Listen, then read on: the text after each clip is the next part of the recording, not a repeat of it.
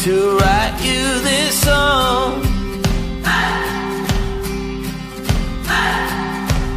2 hours a day, 5 months and a year. Oh, I loved you too long. You keep blowing me out, I keep holding you in.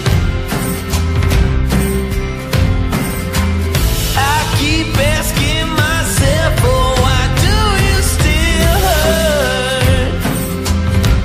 Why do you still hurt?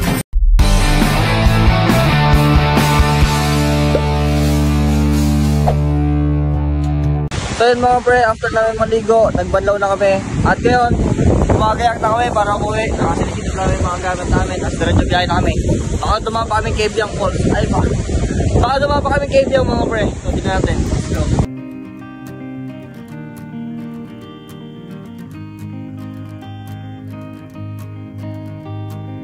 Heard you started drinking, got tattoos and a piercing, yeah, you've been... So yun mga pre, all set na kami dito sa parking place. Handa na kami umalis.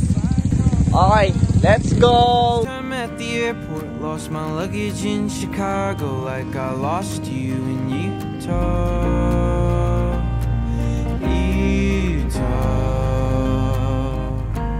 Does it ever cross your mind? I wanna know. Do the mountains call your name louder than I did? Oh, I scream and I lost my voice for days on end. Let's go na kami Cavyang mga pre!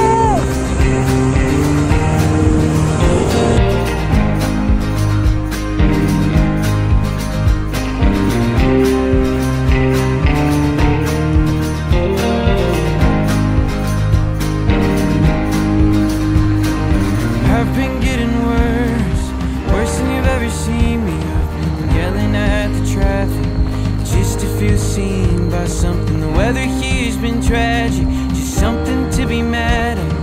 I can feel your shadow lurking right behind me, babe. Does it ever cross your mind? I wanna know. Do the mountains call your name louder than I did? Oh, I screamed and I lost my voice for days on end.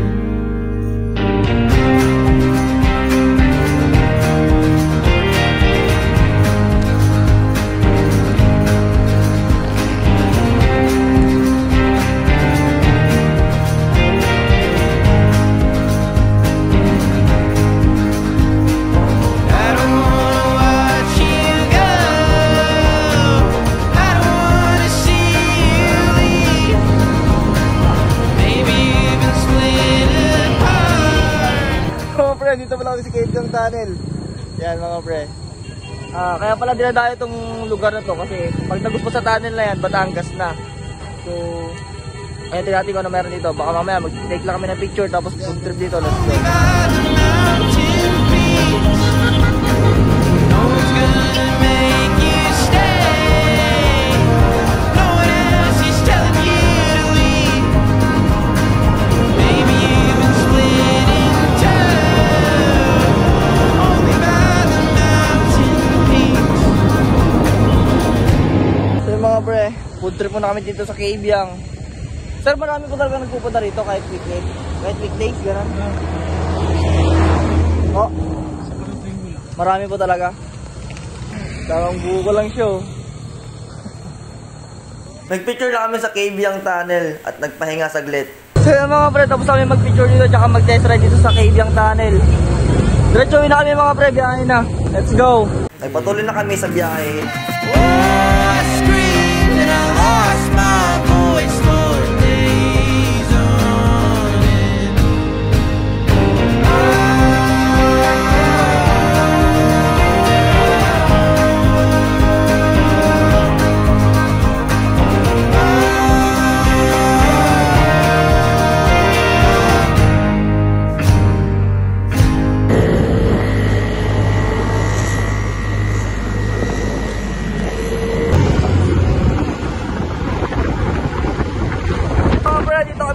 7-Eleven, Cavite.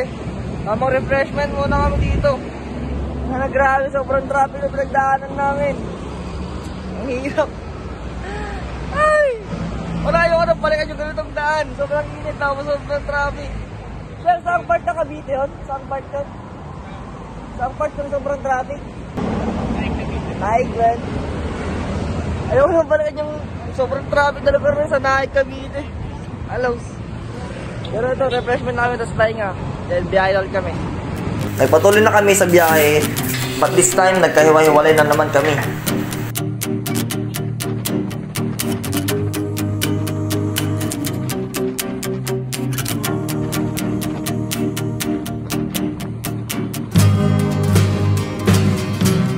Pero nagkita kami ni Kuya Marlon around C5 at naghiwalay na din kami sa daan dahil magkaiba na kami ng dadaanan.